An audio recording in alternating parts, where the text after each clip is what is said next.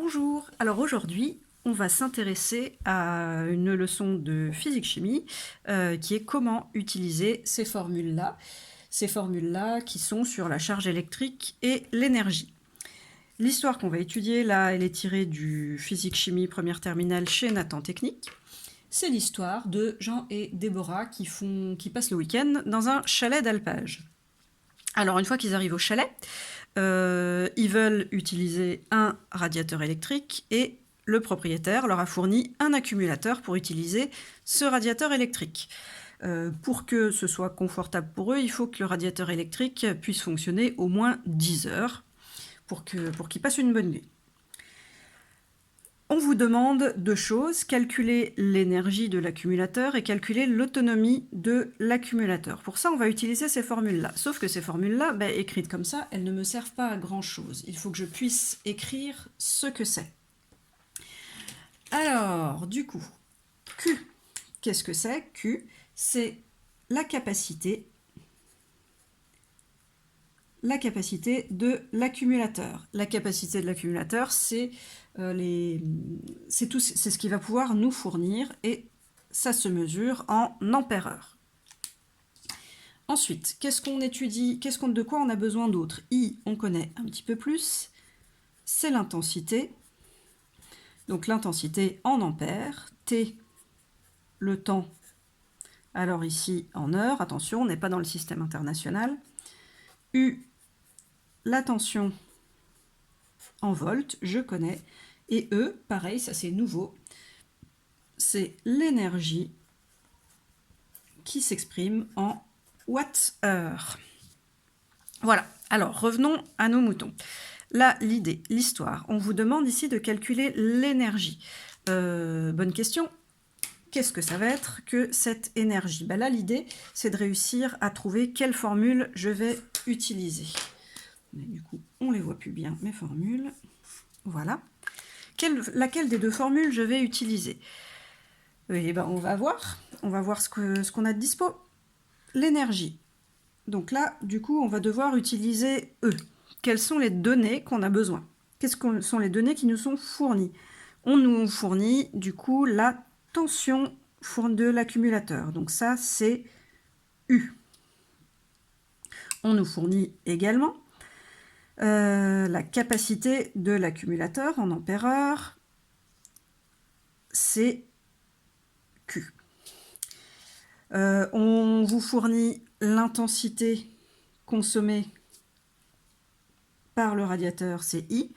Et puis un temps là qui nous intéresse quand même, c'est T, c'est combien de temps j'ai besoin que mon radiateur fonctionne. Donc là, calculer l'énergie de l'accumulateur fourni. Donc de toute façon, énergie, il n'y a que cette formule-là qui convient. J'ai E, je cherche E. Est-ce que Q, je l'ai? Oui, je l'ai. Est-ce que U, la tension, je l'ai? Oui, je l'ai. Donc, première étape, je recopie ma formule avec mes lettres. Voilà. Donc, E est égal à... Je remplace ensuite par les valeurs que j'ai. E est égal à Q fois U, 18 en ampères-heure. Je vérifie que mes unités sont bien les bonnes. C'est ampères-heure, c'est ampères-heure. U, 12 volts, c'est bien en volts. Donc E est égal à 18 fois 12. E est égal à 216 d'après ma calculatrice. Et 216 quoi? E, c'est une énergie en watts-heure.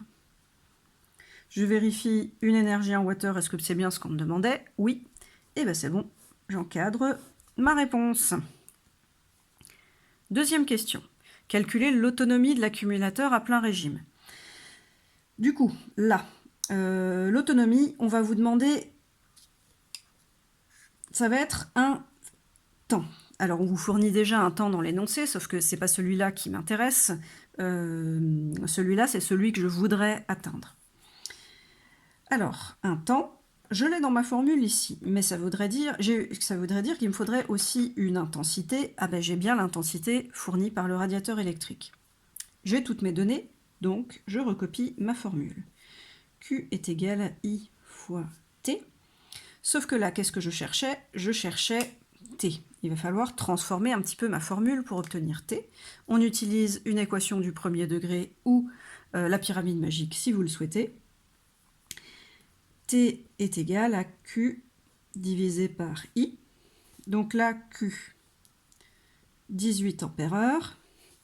Et I, mon intensité, l'intensité que consomme le radiateur électrique, 2 ampères. Donc, T est égal à 18 divisé par 2, ça fait 9 heures. Avant d'encadrer, je vérifie, est-ce que c'est bien ce qu'on me demandait dans la question? Calculer l'autonomie de l'accumulateur à plein régime, T égale 9 heures.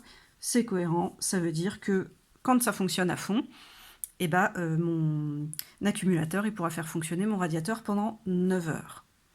D'où la réponse à la question finale.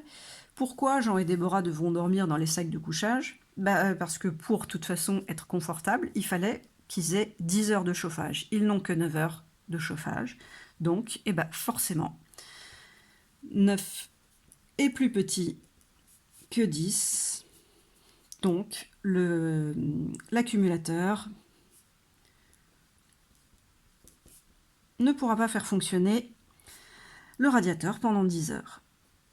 Donc, ils devront dormir dans leur sac de couchage pour être un petit peu plus confort la dernière heure. Et ils risquent de se cailler un petit peu en se levant, mais c'est pas grave, ils amèneront des chaussettes.